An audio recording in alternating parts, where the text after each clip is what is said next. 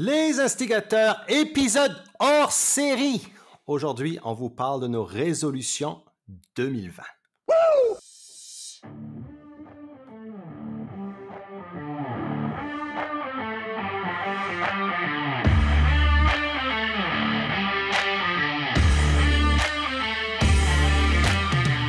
Vous écoutez Les Instigateurs, le podcast de contenu explicite pour entrepreneurs francophones. On parle des meilleures pratiques d'affaires sans dentelle ni gants blancs. On laisse de côté la rectitude politique, les conventions sociales, dans le but de briser les mythes et faire de vous de meilleurs entrepreneurs.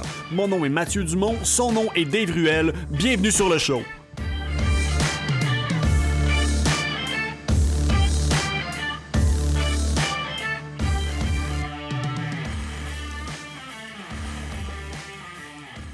Ho, ho, ho, Mathieu Dumont. Sérieux, man. Ne sois pas cheesy, s'il te plaît. Ho, ho, ho! Écoute, moi, j'aime... Paris, je vis dans la péninsule acadienne, Nouveau-Brunswick, et puis ici, il y a une station radio communautaire qui s'appelle CKRO. Et chaque année, il y a un Père Noël très spécial qui prend les ondes. Je trouve très, très drôle. Le gars qui fait le Père Noël, écoute, c'est hilarant. Et puis, il y a une publicité chaque année, c'est que la Caisse populaire de Néguac, qui est un petit village à côté de, pas loin de Tracadie, où la Caisse populaire, justement, fait de la publicité avec le Père Noël. Et chaque année, le Père Noël, il y a quelque chose qui lui arrive. Donc, son traîneau manque ou la mère Noël a payé trop sur sa carte de crédit ou des affaires de même. Puis, il a besoin d'aller chercher un petit prêt à la Caisse populaire de Néguac. Et je trouve ça très drôle. Et écoute, mon imitation de Père Noël est rien comparé au Père Noël de CKRO. Mais quel mauvais marketing, man. Ok, non. Écoute, c'est il faut savoir apprécier... Du marketing de région, c'est ça. Oui, mais il faut savoir apprécier la radio communautaire. Écoute, moi, je trouve ça... Écoute, le niveau divertissement est assez haut. S'il y a des gens de Nouveau-Brunswick, surtout de la péninsule acadienne, qui nous écoutent, ils doivent se souvenir du Père Noël de la Caisse populaire de Néguac! Ça sonne tellement CD cassé qu'autre chose, là. Ah, dude, écoute... C'est vraiment drôle. Ma femme Karine, on a plein le dos à chaque année parce que j'arrête pas de parler en Père Noël de la Caisse populaire de Néguac. Au moins une semaine avant Noël, là, donc c'est fantastique. Comment vas-tu, mon cher ami? Top shape, toi, comment ça va? Ça va bien. Écoute, en parlant de barbe, il y a une photo qui circule sur les internets d'un Mathieu Dumont qui a eu un accident de rasoir. Qu'est-ce qui s'est passé? Hein? Honnêtement, je suis obligé de blâmer ça sur le buffet des continents. Je suis revenu food coma comme rarement. Puis j'étais comme, bon, j'ai un meeting le lendemain, je vais me trimer. Puis c'est fou comment le 0 dans 10 fait une différence. Fait que je suis arrivé pour me trimer, puis j'ai vraiment fait une patch à 1 mm. Le cœur m'a arrêté. J'ai essayé de rescaper la situation, mais il n'y avait rien à faire. Donc, j'ai été obligé de tout mettre à terre, puis ça repose tranquillement. Parce que tu me fais toujours un petit peu comme tu te moques de mon style qui tu dis est un peu trop liché, là, mais là, tu avais liché en tabarslash. Ouais, mais la photo que tu as vue, c'était dans un setup corpo avec des CRHA, puis je sais qu'il y en a beaucoup qui nous écoutent. Vous n'êtes pas toutes beige, mais vous le savez comment c'est très corpo. Donc, il faut faire plus attention un petit peu. Mais t'avais remonté tes manches pareil. Là. Oh non, je serai jamais full 100% corpo. Jamais! On va parler aujourd'hui on va faire ça en 2 parties, je pense. On va parler justement du podcast de 2019, comment ça a été pour nous aussi personnellement en business de notre bord et puis collectivement avec le podcast des Instigateurs. Puis peut-être parler aussi de 2020, c'est quoi nos résolutions à nous deux individuellement, mais aussi pour le podcast. Je t'avoue que 2019, on a lancé un petit peu, si vous avez écouté le podcast depuis un certain temps, on a lancé le podcast un petit peu, pas par hasard, mais sur une petite discussion comme ça, sur un coup de tête, on s'est dit, hey, pourquoi pas, ça pourrait être le fun. Et puis finalement, sans nous vanter, on a commencé à avoir pas mal de On fait jaser. On fait jaser, mais les commentaires sont excellents. On n'a pas eu, à part 1 ou 2 peut-être commentaires de marde, mais même pas Commentaire de merde, honnêtement, c'est plus des petits cocos fragiles qui se sont sentis attaquer. Mais maintenant, c'est parce que si t'aimes pas ce qu'on dit, si le chapeau te fait, ben désolé, là, si t'as des mauvaises pratiques, on changera pas le propos. Là. Ça n'a même pas été des commentaires directs, en tout cas, c'était... non, parce qu'ils sont pas rendus à nous, c'est ça la beauté de la chose. Les gens frustrés sont pas assez... ils n'ont pas assez de colonnes pour venir s'exprimer puis ouvrir le débat comme on essaie de le faire.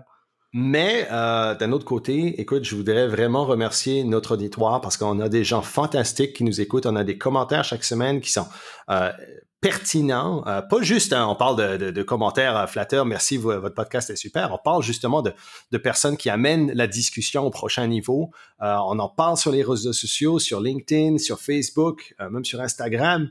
On a beaucoup de gens qui participent à cette discussion-là. Et ça rend vraiment ce qu'on fait intéressant parce que juste des personnes qui sont compétentes, des personnes qui sont motivées, des personnes qui gèrent des entreprises en croissance et qui ont aussi, qui s'ouvrent, si tu veux, aux autres. Donc, moi, ça a été une révélation. Pour moi, le podcasting, parce que j'avais jamais fait de podcast, je sais pas si toi non plus, tu n'avais jamais fait de podcast. Du tout, je ne suis même pas un consommateur de podcast. Donc, tout ça, pour moi, c'est de l'improvisation puis un extra sauce le fun. Ouais, c'est ça, mais ça a été vraiment une réalisation, une révélation en 2019 parce que je sous-estimais peut-être le pouvoir du podcast parce qu'un petit peu comme toi, je suis pas un énorme consommateur de podcasts. J'en écoute un petit peu, mais vraiment pas beaucoup. Et je t'avoue que j'ai été vraiment surpris, moi, par l'ampleur combien de personnes, justement, écoutent des podcasts et puis combien de personnes rentrent ça dans leur routine quotidienne, attendent les épisodes, commentent, sont engagés. Écoute, pour moi, ça a été une super révélation. Non, puis, tu sais, comme tu l'as dit, c'est pas... de mon côté, j'apprécie évidemment les commentaires qui sont flatteurs, qui disent qu'on aime le podcast, mais jamais je vais être la personne à boire son propre Kool-Aid, au même titre que les commentaires trop négatifs. Moi, ça me coule sur le dos. Les commentaires trop positifs, c'est comme merci, mais je l'apprécie, mais c'est pas ça qui amène à construire. Mais il y a des... Tu sais, comme tu l'as mentionné, le monde, je pense, à date, semble embarquer dans l'idée d'ouvrir le débat sur des sujets ou de briser peut-être certains silences malaisants, parler de certains tabous. Je sais qu'éventuellement, on va parler de l'argent, puis je m'attends à ce que justement, ça rouvre encore plus le débat, mais de parler de sujets qui sont pas nécessairement toujours faciles ou qui sont controversés, puis d'y arriver à une chose qui revient beaucoup, c'est comme toi, tu vois les choses d'une façon, moi, je les vois souvent d'une autre façon, puis qu'on se balance bien. Donc, tant mieux si les gens apprécient, puis qu'il y amène une troisième voix dans cette discussion-là. Là. Ouais, c'est certain que ça, c'est un des points qui est revenu assez souvent, la synergie, le fait d'avoir deux points de vue, un débat, si tu veux, qui est constructif, qui est pas nécessairement Dans le fond, tu sais, comme on parle de thought leadership, de leadership de pensée, si tu veux, de leader de pensée, mais tu sais, qui est-ce qui disait ça la dernière fois? C'était Simon Bowen, un gars que je connais sur le marché anglo, et puis tu sais, le but d'être un leader de pensée, c'est pas justement d'imposer sa pensée aux autres. C'est pas nécessairement c'est d'élever la pensée des autres.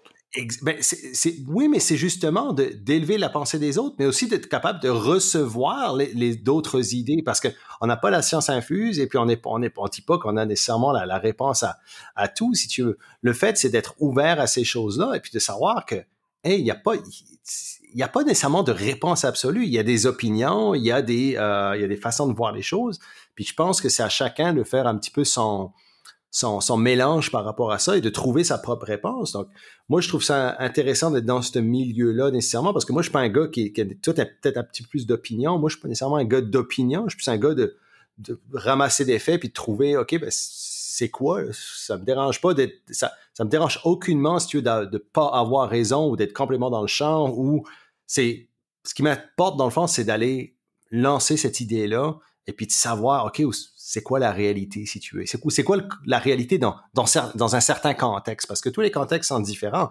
Je vais te parler d'un concept ou d'un contexte qui, peut-être pour moi, qui est plus simplement appliqué sur le marché anglophone, qui est comme, OK, c'est comme ça que ça se fait. Puis tu vas me dire, toi, ben non, sur le marché franco, ça se fait pas de la même façon. Donc, moi, je trouve ça que écoute, ça a été super aussi de faire ça. Une autre chose qu'on dit beaucoup, c'est j'adore quand Mathieu Dumont pète sa coche. Ça, écoute, tous les jours, pas tous les jours, pas loin, quelqu'un me dit, écoute, ça, j'aime ça quand Mathieu s'énerve, j'aime ça quand il a une petite montée de lait, là. Et puis, on en veut plus. Écoute, ça a été, tu dépasses les frontières. J'ai un de mes bons amis qui est en France, qui travaille en Suisse justement, qui m'a contacté hier, la dernière fois. Il m'a dit, j'adore quand Mathieu Dubon pète les plombs. J'écoute l'épisode seulement pour ça. Je suis déçu quand Mathieu est trop soft. Donc non, je vais essayer de moins avoir le pied sur le break. C'est tout le temps une question de ne pas devenir un leader négatif. Lorsque je le fais, j'essaie de bien le faire. C'est sûr que je deviens plus passionné parce qu'en général, je pense que je suis quelqu'un avec un langage assez coloré. Mais je réitère que quand je le fais, c'est toujours sur des bonnes intentions et dans l'optique de... Des fois, malheureusement, il faut frapper l'imaginaire, puis du tough love, c'est du love pareil.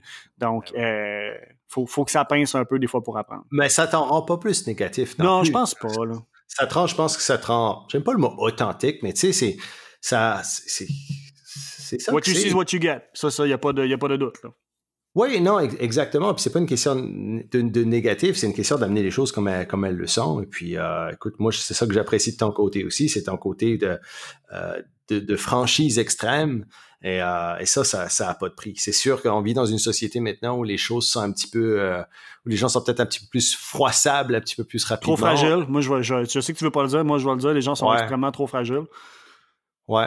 Ben, ouais, trop fragile, mais je pense aussi qu'on rentre dans une dynamique sociale où comme c'est normal, où on attend, si tu veux, un public outcry. On attend un petit peu le côté que, le monde vient chialer sur certaines choses, ou on attend le côté que on trouve la petite faille et puis on met le doigt, tu sais, on trouve la petite plaie, on met le doigt dedans puis on tourne, tu sais, je veux dire. J'ai juste l'impression que malheureusement, la mentalité est rendue basée sur le fait que c'est plus facile à être offusqué que de trouver des solutions. Ou d'avoir des discussions honnêtes. Ouais. Donc, maintenant, on est très rapide à mettre des libellés sur tout juste parce que on comprend pas, donc on va camper quelque chose. T'sais, au nombre de fois que je me fais dire justement « t'es un extrémiste de droite, t'es un raciste. » J'ai eu tous les libellés alors que je me considère une personne relativement balancée tant qu'on vient de me parler. Fait que, mais tu sais, c'est une croix que je suis très à l'aise à porter, que c'est pas nouveau. Donc, de là... Surtout depuis que tu as coupé ta barbe, écoute, t'es tellement plus approchable. Ça a pour vrai été mon premier réflexe. Là, j'ai l'air accessible, j'ai plus l'air sauvage, j'ai plus l'air intimidant, je suis dans la marde. C'est ça, tu sentais ta vulnérabilité, là. Yes. Mathieu avait un petit couteau avec lui à la convention, personne ne le savait. Non. Parle pas de rumeurs.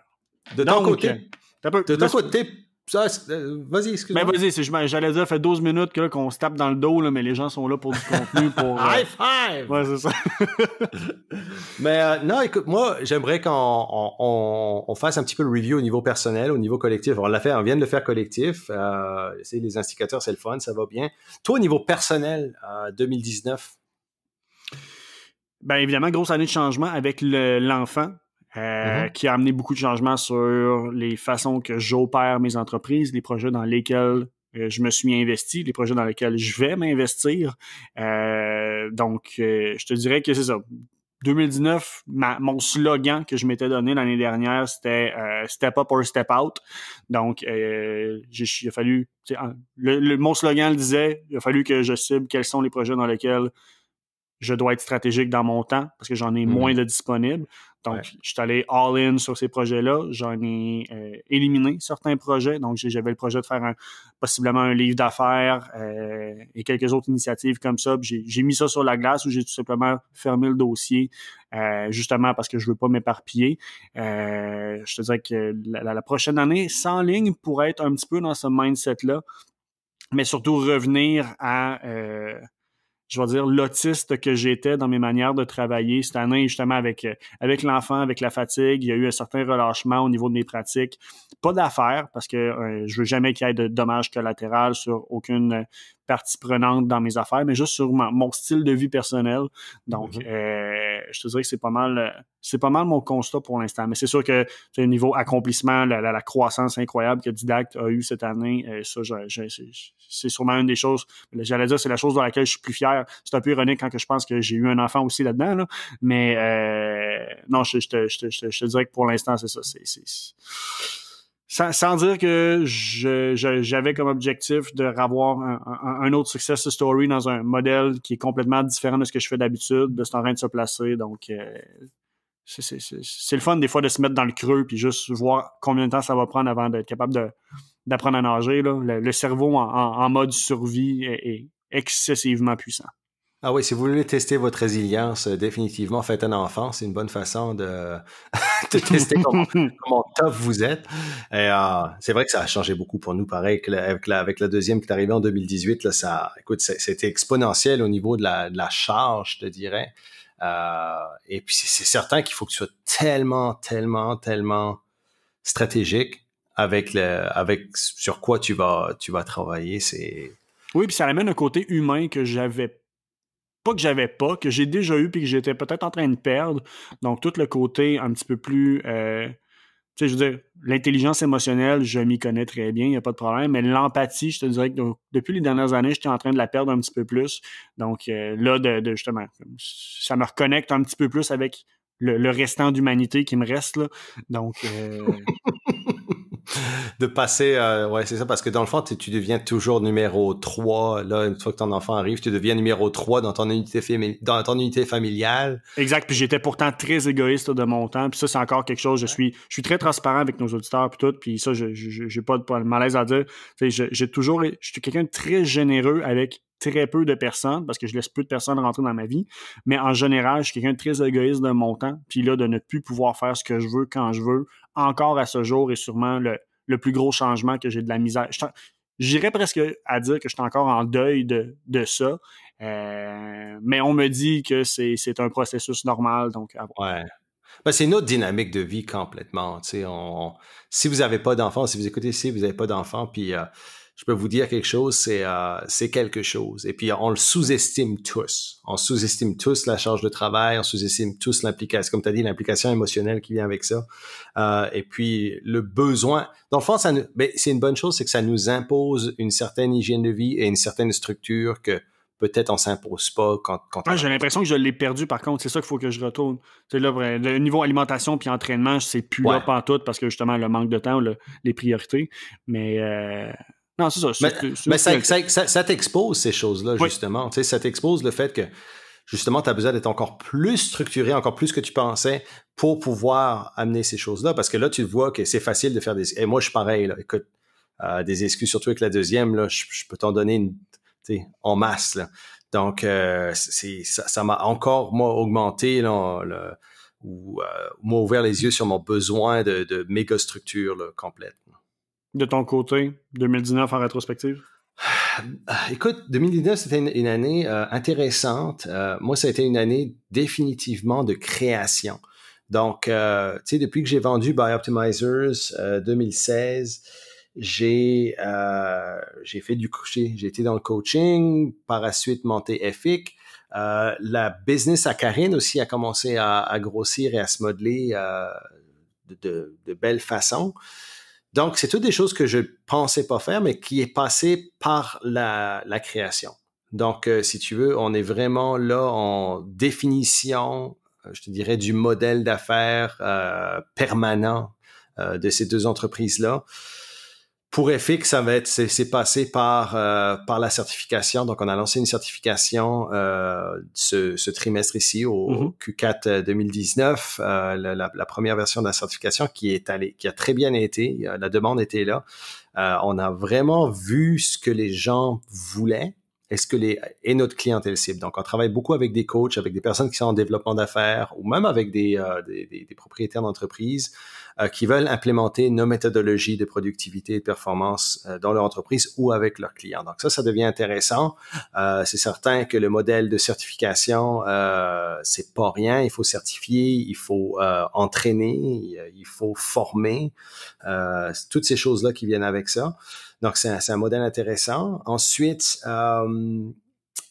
j'ai vu ce que les gens vraiment recherchaient. Donc, on avait ce concept-là qui s'appelle Done by Noon, qui est une de nos frameworks au niveau de la gestion du temps avec EFIC. Et ça, les gens, accrochent énormément à cette méthodologie-là, à cette framework-là. Donc, basé là-dessus, nous, on va lancer le livre en 2020. Donc, c'est certain que moi, à partir de ça, j'ai dû faire pas mal de créations sur ce niveau-là. Karine, de son côté, elle, ça a été son journal de vie, donc qui est un best-seller. On a lancé la version pour enfants. Et là, ce qu'on est en train de faire, c'est vraiment monter.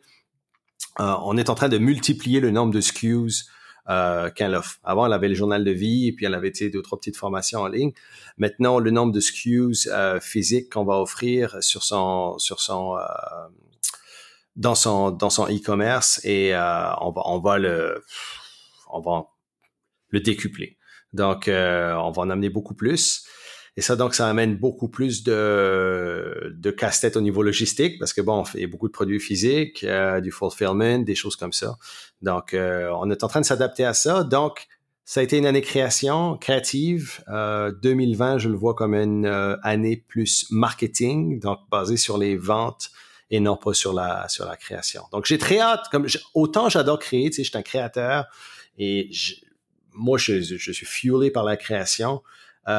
Là, je commence à me réaliser que je suis en train de manquer de gaz par rapport à la création. J'ai hâte de rentrer dans une optique beaucoup plus, je dirais, stratégique et même, je te dirais, même tactique. OK. Qui est bizarre parce que je suis pas un gars tactique. Donc, mais j'ai hâte de rentrer là où on va être un petit peu plus... c'est peut-être une question de monter ce système-là aussi qui m'intéresse. Donc, oui. Ça reste de la création d'une certaine façon. C'est de la création, mais je vois vraiment la création, je dirais créative, création de projets, création de produits et le marketing un petit peu différent, même si quand tu crées un produit, tu crées du marketing d'une certaine façon, mais je le vois en deux phases très succinctes et c'est ça. Puis après, il y a eu, moi, de mon côté, il y a eu l'adaptation à un deuxième enfant en plein temps. C'est sûr que quand tu as un côté bébé, tu as un petit bébé, bon, le bébé, ça se gère bien. Mais on est rentré en janvier 2019, elle avait 6 mois. Et là, maintenant, elle va avoir 18 mois là, à Noël. Et puis, c'est quand même c'est une petite fille une petite fille pleine de vie, une petite fille qui bouge. Donc, c'est plus un petit bébé que tu peux mettre dans un coin qui fait pas de bruit. Ça demande beaucoup plus.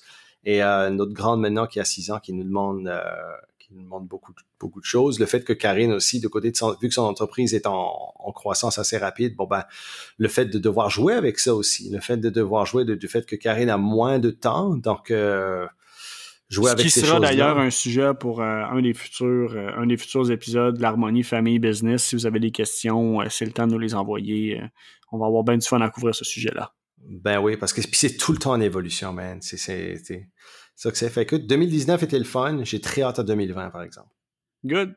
Pour amener de la valeur à notre monde, comment est-ce que tu fais ça, un bilan? C'est quoi ton process, admettons, justement, pour évaluer ton année, à dire est-ce que c'est un succès, est-ce que c'est un échec, qu'est-ce qui était un bon coup, mauvais coup, parce que tout ça, c'est subjectif, donc... Ouais, c'est certain que je passe toujours du temps, je passe beaucoup de temps à préparer mon année, je passe aussi un petit peu moins de temps à faire le wrap-up, j'en devrais peut-être en prendre un petit peu plus.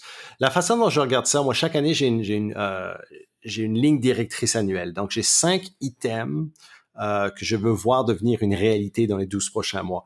Donc, à partir de là, moi, ce que je fais, c'est que 12 mois après, je regarde, OK, où est-ce que ça a bien été, où est-ce que ça n'a pas bien été. Donc, est-ce que j'ai atteint ces objectifs-là ou je suis way off ou ils ont changé en cours de route.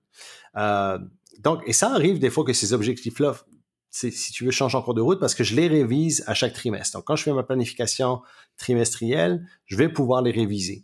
Et c'est certain que des fois, il y a peut-être un item ou deux qui vont changer, mais de regarder où étaient mes objectifs originaux et puis me dire, OK, est-ce que ça a bien été? Est-ce que ça n'a pas bien été? Donc ça, c'est une certaine façon dont je vais mesurer, si tu veux, le succès de l'année.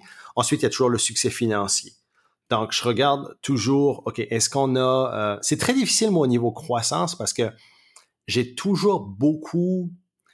À travers, si tu veux, mon entreprise, il y a différents départements de cette entreprise-là qui sont basés sur différents projets. J'ai toujours des projets qui sont en action. Donc, c'est très difficile de me dire, OK, c'est pas comme si mon entreprise, je fais ça et je crois d'une année sur l'autre. Il y a toujours différents projets, donc c'est assez fluide. Tu tanques de l'argent pour un projet en création avec le reste des autres projets. Fait que...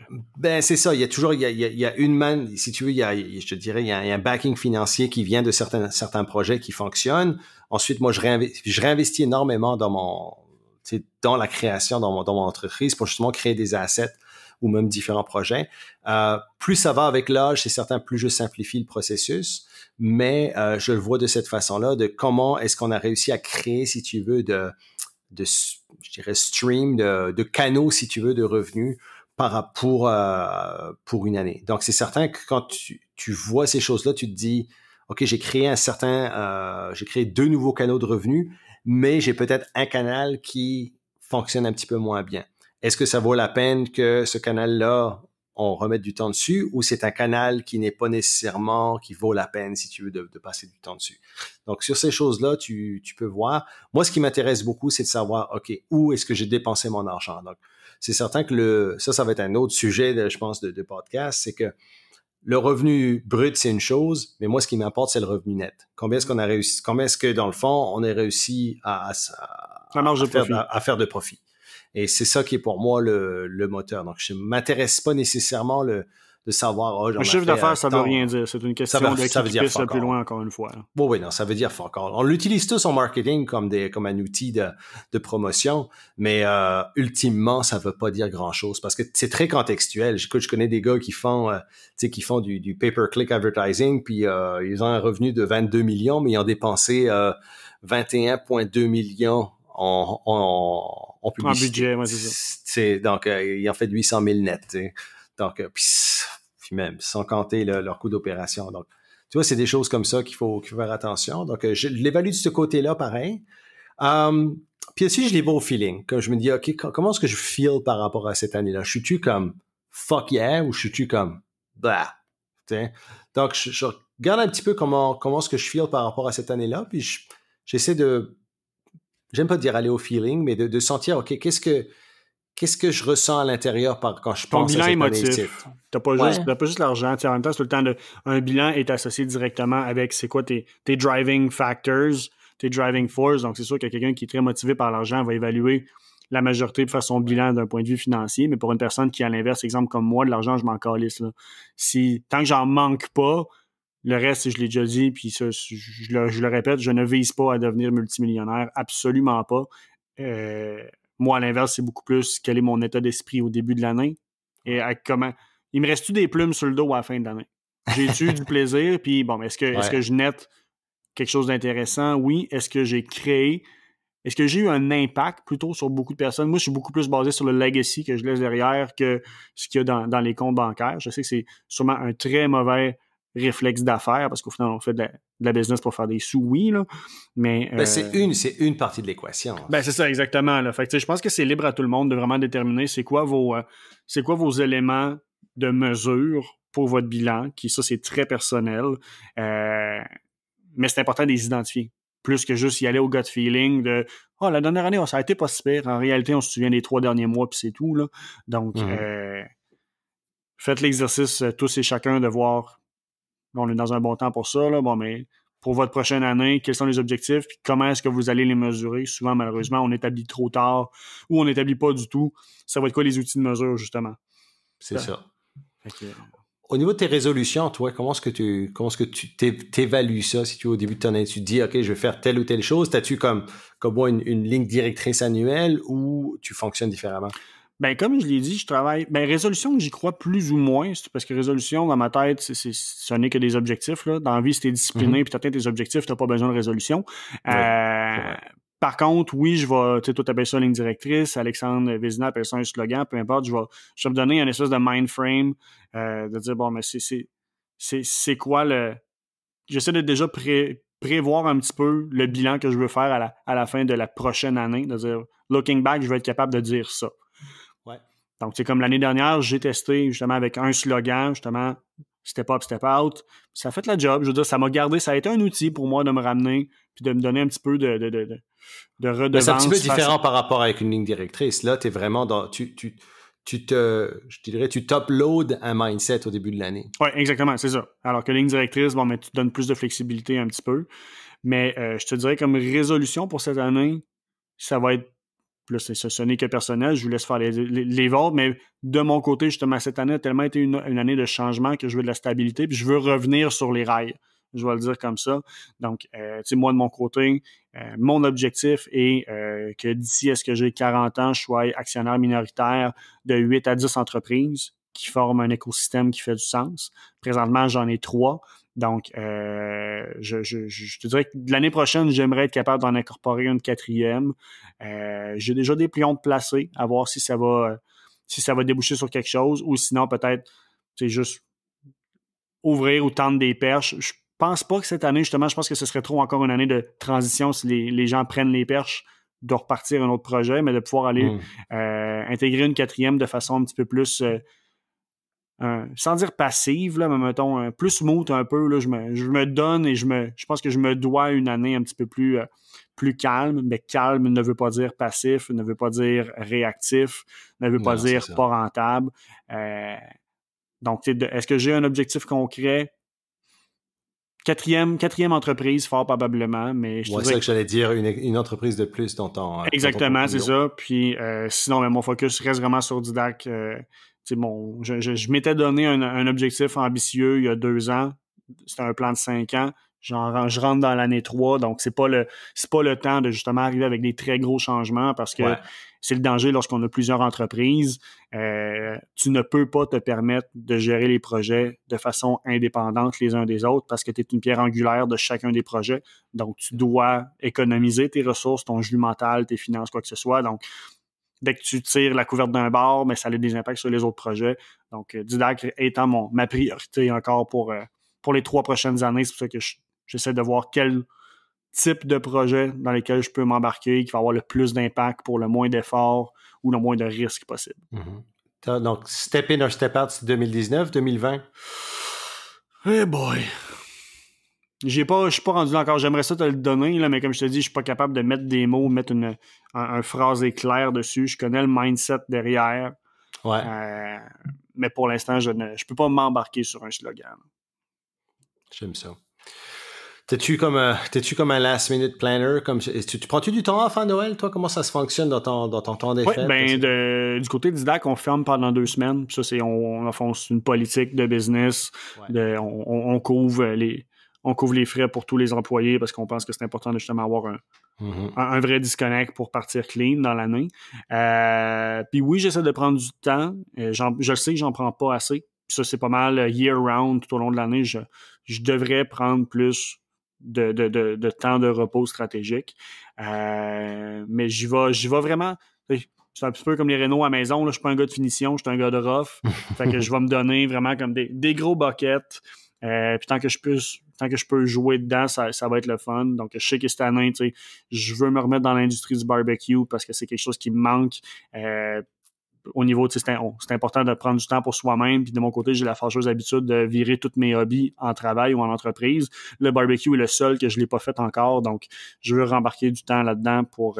Mais ça tombe super bien parce que je voulais justement lancer mon côté un peu plus testeur de ribs et de steak. Donc, écoute, il y a de la synergie, là. Parfait. On va se matcher là-dessus. Il n'y a pas de stress, là. mais non, sans dire que c'est last minute, comme je te dis, je pourrais pas dire que c'est last minute dans l'optique où ce que Didac, ça fait 2 ans que je l'ai planifié puis je suis encore dedans. Donc, il y en a qui se fait pas mal en amont. Mais je le sais que de mon côté, je suis trop volatile et impulsif pour que ça vaille la peine de planifier trop en avance, trop de choses. Fait que je me garde la place pour de la flexibilité. Là. Fait que en même temps, je veux dire, dans l'optique où ce que je veux intégrer partiellement des entreprises, puis que je m'affiche pas actif sur le marché, j'ai pas le choix de toujours me garder un buffer dans mon horaire, dans ma disponibilité, au cas où une opportunité se présente. Là. C'est ça. Mais un petit peu comme, tu sais, on va peut-être faire la transition avec ça, mais c'est certain, quand le podcast est arrivé le projet est arrivé. Donc, c'est pas un projet qui nous prend énormément de temps, mais on se rend compte que ça prend de l'ampleur. Et on a eu quand même pas mal de demandes de « OK, c'est quoi la suite des instigateurs? » Parce qu'il y a pas mal de monde. Je pense que ça nous a mis sur la map, si tu veux, au niveau entrepreneurial, sur le chemin, on va dire, de certains entrepreneurs. Et on nous a demandé, où est-ce qu'on c'est quoi la prochaine étape pour les instigateurs? Au même titre que le podcast en soi n'était pas prévu, là, la nouvelle demande qu'on a n'était pas plus prévue, donc c'est pour ça que... C'est exactement ça. Fait que là, on est en période un petit peu, juste pour être transparent avec vous autres, on est en période de, OK, ben c'est quoi la prochaine étape? Donc, c'est certain que on se tourne vers vous pour nous le dire. C'est quoi que vous voulez? C'est certain que le podcast, on adore ça. On va continuer à le faire parce que on a beaucoup de fun à le faire. Et puis, c'est certain que, tu sais, on essaie d'offrir le maximum de valeur. Mais à ce que l'auditoire nous demande, on aurait besoin de telle ou telle chose. On n'y avait jamais réfléchi auparavant. Donc, on a jamais non, parce que autant logistique que tant, tu sais, t'as tes business, j'ai les miennes, t'es au Nouveau-Brunswick, j'étais au Québec. Donc, dans ma tête, à la limite, c'était même pas une possibilité parce que le contexte logistique était justement complexe. Ben oui. Mais si les gens nous disent, gars, let's make it work, je suis un gars optimiste dans la vie, il y a toujours une façon de faire marcher les choses. Il faut juste trouver un équilibre dans tout ça. Ouais. Donc, c'est certain que je pense qu'il y a beaucoup de demandes par rapport à de l'accompagnement. Donc, certains, tu sais, nous avoir en tant qu'accompagnateur ou en tant que advisor, si tu veux, sur certaines compagnies. Moi, j'aime ça. J'aime beaucoup, moi, le côté mastermind. J'ai toujours dit, j'adore la formule mastermind. Donc, c'est certain que moi, de mon côté, je sais pas pour toi, mais moi, de mon côté, c'est peut-être quelque chose que j'aimerais éventuellement lancer. Qui pourrait être quelque chose de fun pour les auditeurs des instigateurs, mais encore une fois, je ne sais pas dans quelle mesure, dans quelle formule, avec quelle offre, etc. Donc, c'est peut-être, je me tourne vers vous pour savoir c'est quoi que vous voulez des instigateurs, outre le fait qu'on va continuer à faire le podcast et puis de vous amener cette valeur-là, mais c'est simplement de voir comment est-ce qu'on peut avoir plus d'impact pour vous, là, parce que, tu sais, clairement, au message, au courriel qu'on a reçu, sans dire qu'il y a des gens qui, à les entendre, leur business a besoin de nous, sinon ils passeront pas la prochaine année. Je pense que tu as un besoin dans le marché pour des personnes qui, de mon côté, en tout cas, je sais pas pour toi, mais c'est sûr que le nouvel entrepreneur, l'entreprise en démarrage, moi, je touche pas à ça, malheureusement. Ça prend de l'historique pour corriger des mauvaises habitudes puis optimiser surtout. Mais des business en croissance qui, justement, peut-être commencent à stagner. Non, mais tu sais, on peut venir, comme tu disais dans le passé, unfuck leur business, là. Ben, surtout, toi puis moi, notre background, ce qui est assez spécifique, c'est justement d'arriver dans certaines compagnies et puis de pouvoir faire le ménage. Faire le ménage et voir les choses que eux autres ne voient pas en tant que propriétaire.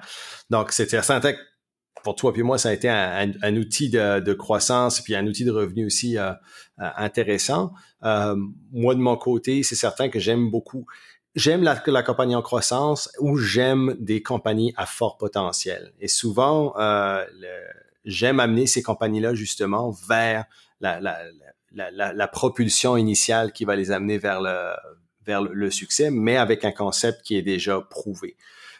Donc, c'est certain que, comme moi, quand j'ai fait des masterminds la dernière fois, mes derniers masterminds francophones, justement, c'était avec une clientèle qui était un peu plus débutante. Et ça, j'ai trouvé ça un petit peu plus difficile, pour être honnête, de devoir peut-être briser par la main. Puis... Ben, c'est pas nécessairement le prendre par la main ou d'avoir être empathique par rapport à la situation. C'était plus de devoir briser des barrières psychologiques que les gens s'imposaient, si tu veux, eux-mêmes. Mm-hmm. Et de devoir et dire non, t'es capable de le faire ou ceci. J'aime travailler avec des gens qui connaissent le potentiel, de leur business, qui n'ont peut-être pas nécessairement tous les outils stratégiques ou qui ont peut-être besoin justement de ces pairs de dieux externes qui sont capables de les guider. So, moi, j'aimerais ça. J'ai dit, c'est sûr. Et puis, on va pas se cacher. On a refusé ça. On a refusé de l'argent aussi de certaines personnes qui étaient prêtes à s'embarquer n'importe quand.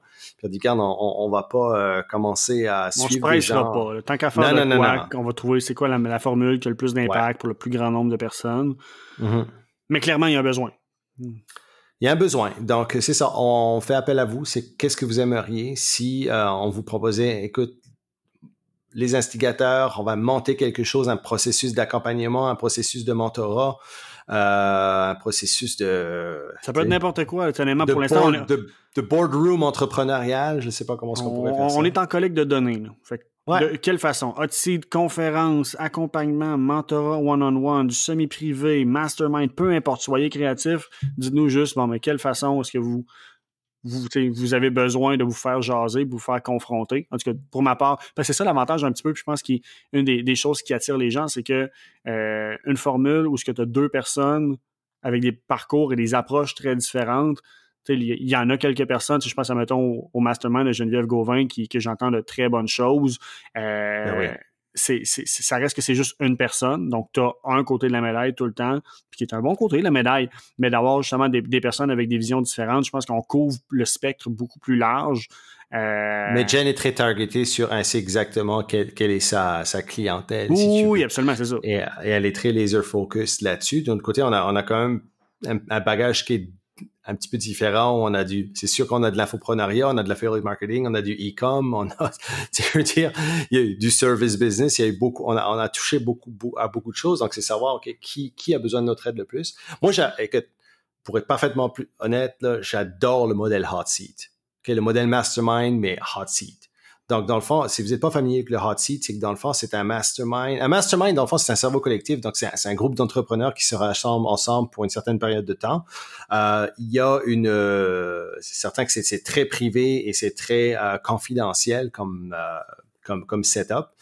Et ce qu'on fait, c'est qu'on te met sur le spot, si tu veux, par rapport à ta business. Donc, tu as un certain temps au niveau, sur une fin de semaine, c'est qu'on va disséquer tes problèmes majeurs d'entreprise et te faire un plan, justement, d'action qui va continuer pour justement fixer ce problème-là et avoir la croissance que tu veux dans ta business.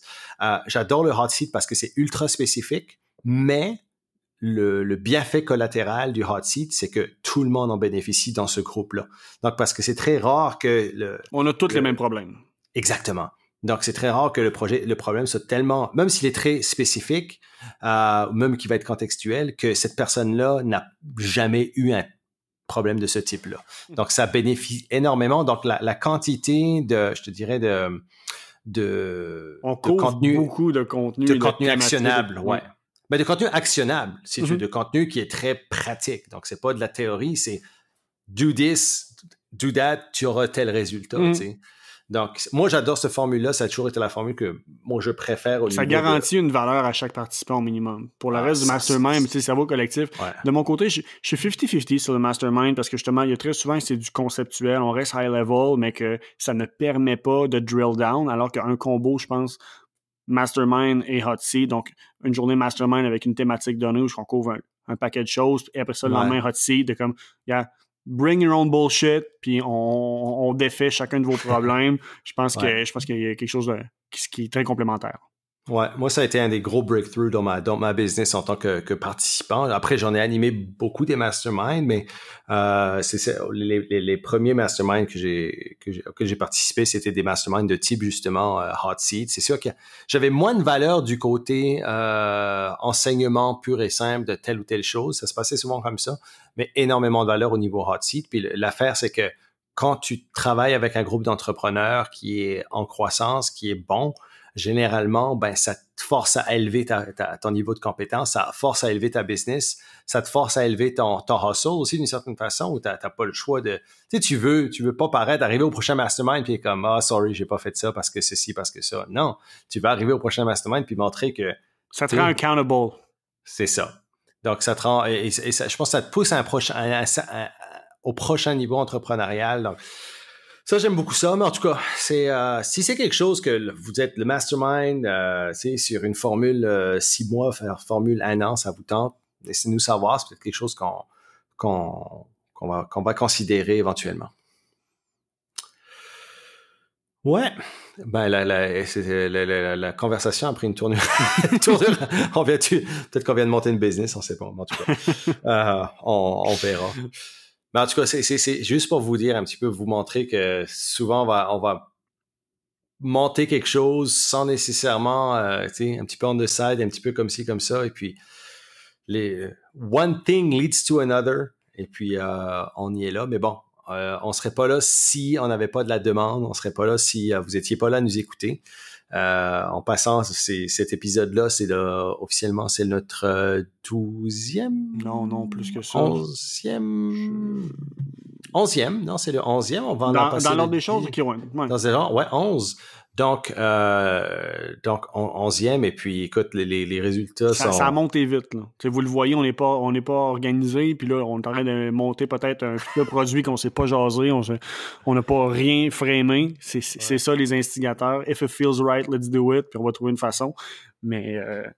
on ne sait pas plus que vous autres, là, on vient de le garrocher sur le podcast. Là, mais c'est pour ça que je disais tantôt, c'est correct de planifier son année, oui, mais jusqu'à une certaine mesure, gardez-vous de la place pour de la magie un peu. Là. Ben oui, c'est ça. Moi, je suis un gros fan de la planification de 90 jours. Ben, ça a toujours été mon système de planification. Business, c'est normal aussi. oui, mais c'est devenu... Non, mais attends, c'est devenu... FIC est devenu, après la méthodologie, etc., la planification, c'est devenu ma business, mais c'est devenu ma business tu le disais bien avant aussi, je le sais. Ben, parce que je l'avais pour moi, si tu veux, puis je manageais mes compagnies de cette façon-là. Puis justement, c'est quand j'ai eu des masterminds qui ont eu besoin de mes propres méthodologies que j'ai commencé à systématiser, si tu veux, FIC. Donc, FIC c'était pas quelque chose qui était standardisé ou systématisé nécessairement au coton, là. C'était mes méthodologies à moi, de façon que j'utilisais dans mes compagnies, mais c'était pas nécessairement une business. Donc, c'est devenu encore une fois, un autre exemple. C'est devenu une business. Pourquoi? Parce que, wow, OK, il y a un gros besoin. Voici ce qui peut être fait. Puis, tu sais, une chose emmène à une autre et c'est ça qui s'est passé. Donc, mais c'est certain que moi, la planification de 90 jours, j'adore ça parce que ça te permet justement de peut-être de corriger ton course correction, de corriger ta trajectoire.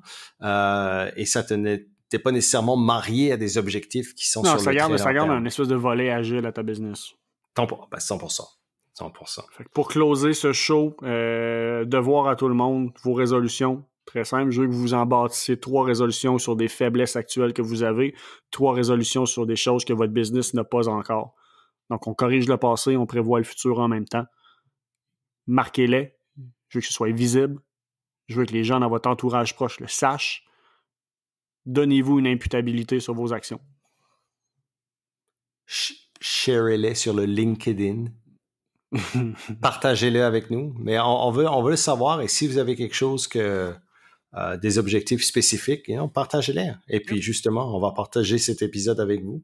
Mais on veut vous entendre. Encore une fois, vous pouvez podcast@commercialinstigateur.com si vous avez des questions. Si vous avez aussi des idées de sujets. Des idées de sujets, justement. Ça, j'adore ça, recevoir des idées de sujets, parce que... En fait, aligné avec vos objectifs puis vos résolutions, ça va nous aider à en trouver des sujets. C'est le temps. Là. Vous avez du cerveau de consultation gratis à votre disposition. Be smart about it. Utilisez-le.